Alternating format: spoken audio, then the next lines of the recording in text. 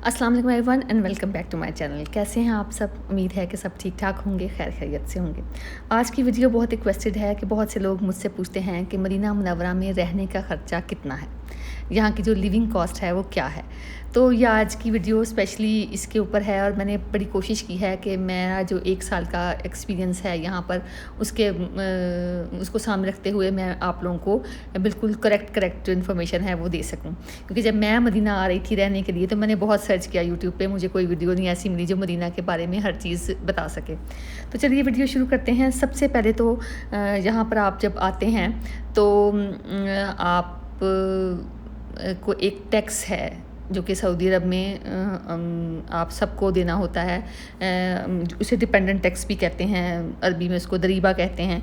तो ये एक किस्म की अकामा फ़ीस है, ठीक है। आप की वाइफ हैं, 2 बच्चे हैं, तो जो एडल्ट हैं उनके ऊपर है 400 सऊदी रियाल पर मंथ पर पर्सन, ठीक है।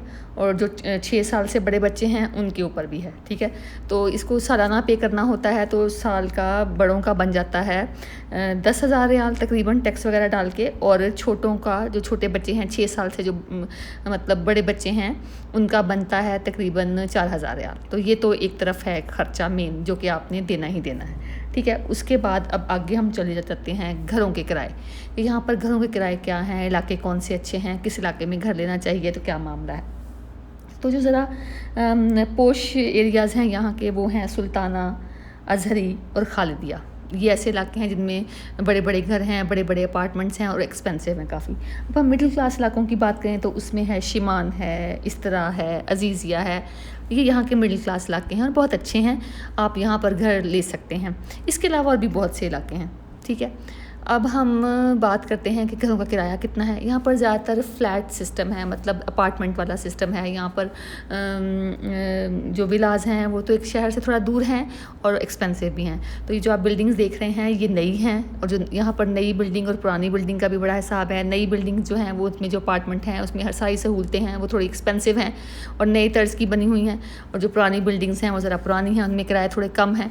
तो अब जो एक 2 बेडरूम अपार्टमेंट है पुरानी बिल्डिंग में, ठीक है, उसका जो रेंट है वो है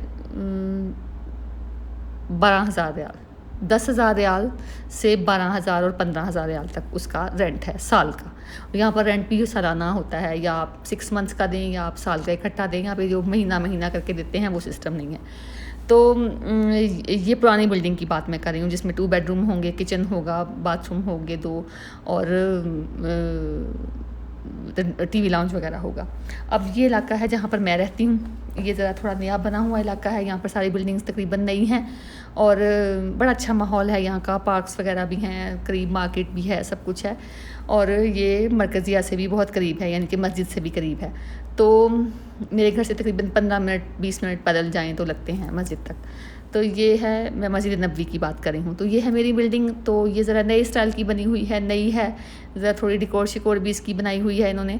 और लिफ्ट भी इसकी फ़ास्ट है और यहाँ पर गैस भी अवेलेबल है, पानी भी नहीं जाता है। तो इसका जो किराया है वो मेरे अपार्टमेंट का, जिसमें कि 4 बेडरूम्स हैं, टीवी लाउंज है, ड्राइंग रूम है, किचन है, लॉन्ड्री है और 3 बाथरूम हैं और लिफ्ट भी फास्ट है, सब कुछ। तो ज़रा नई बनी हुई बिल्डिंग है। इसका जो किराया है वो है 30,000 रुपया साल का, ठीक हो गया। तो ये हो गया किराया। ये देखें, ये कुछ इस तरह की दिखती है, बड़ा अच्छे, बड़ा साफ़ सुथरा, बिल्कुल नया अपार्टमेंट है, खुला भी बहुत है, कमरे भी बड़े बड़े हैं, तंग नहीं है। ये हो गया आपका रेंट का हिसाब। उसके बाद आ जाता है गैस का बिल्स आ गए, जिसमें सबसे पहले गैस है, जिसमें जो कि हमारी तो फ्री है, इसी रेंट में इंक्लूड है, लेकिन 23 रियाल का एक सिलेंडर है जो कि आपका महीना गुजार जाता है। और जो बिजली का बिल है वो तकरीबन आपके अगर 2 AC चलते हैं और AC भी यहाँ पे विंडो हैं तो उसमें वो आपको तकरीबन 500 रियाल तक आपका बिजली का बिल आ जाएगा। इंटरनेट की बात करें तो उसका है 300 रियाल तकरीबन। ये हमारे घर में ये जैन का 5G है, अच्छा है, अच्छी स्पीड है, और ये है हमारा तकरीबन 278 रियाल पर मंथ। अब आ जाते हैं ग्रॉसरी की तरफ। सबसे जो मेन ख़र्चा है यहाँ पर वो है ग्रॉसरी, रेंट के बाद, क्योंकि खाना पीना तो आपको पता है एक ज़रूरत है बुनियादी, और उस पर अच्छा खासा ख़र्चा आ जाता है और यहाँ पर चीज़ें बहुत महंगी हैं। तो ये मैं आपको लिए चलती हूँ एक मीट शॉप में, जो कि आपको दिखाती हूँ कि यहाँ पर मीट शॉप किस तरह की होती हैं। तो ये बड़ी अच्छी एक शॉप है, यहाँ से मैं मीट की शॉपिंग करती हूँ अपनी। तो यहाँ पर ये देखिए बड़ी किस्म के आपको मीट की टाइप्स मिलेंगी, मतलब जो अगर मटन है तो उसकी भी बहुत ही किस्में हैं।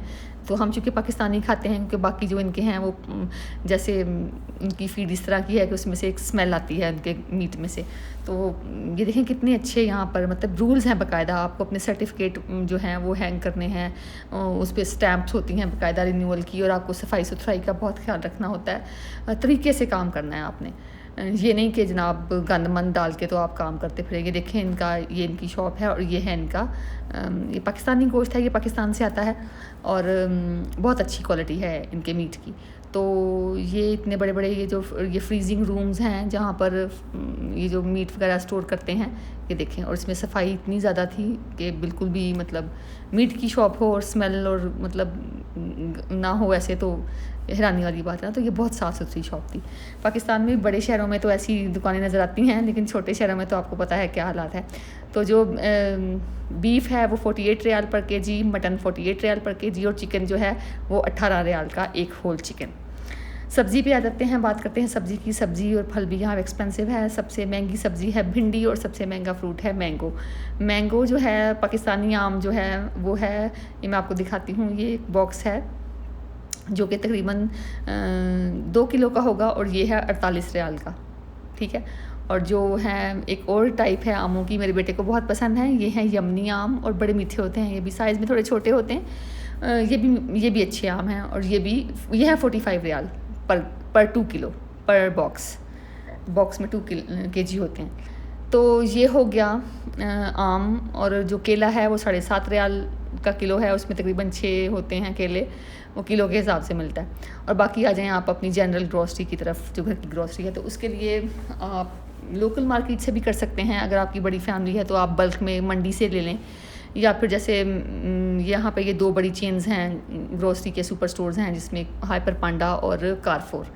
तो यहाँ पर अच्छी ऑफ़र्स होती हैं, हर चीज़ अवेलेबल होती है एक छत के नीचे, सब्ज़ी, फल, गोश्त, अंडे, बाकी ग्रोसरी।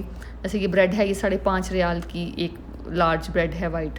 इसी तरह ये जो ऑलिव्स वगैरह हैं ये सब हैं, अच्छी इन पे डील्स वगैरह होती हैं, ऑफ़र्स होती हैं, तो आपको चीज़ें थोड़ी मुनासिब कीमत में मिल जाती हैं। तो अगर आप ओपन मार्केट से जाकर लें तो उसमें भी 1-2 रियाल का फ़र्क है, तो लेकिन वो बहुत सी जगह घुमा के जाना पड़ता है, वो मुझे बहुत मुश्किल लगता है। तो मैं हाइपर पांडा या कारफोर से ही शॉपिंग करना प्रेफर करती हूँ। 30 अंडों की जो ये ट्रे है ये है तकरीबन 23 रियाल की, जो कि मेरे लिए 2 वीक्स के लिए जो है वो काफ़ी होती है।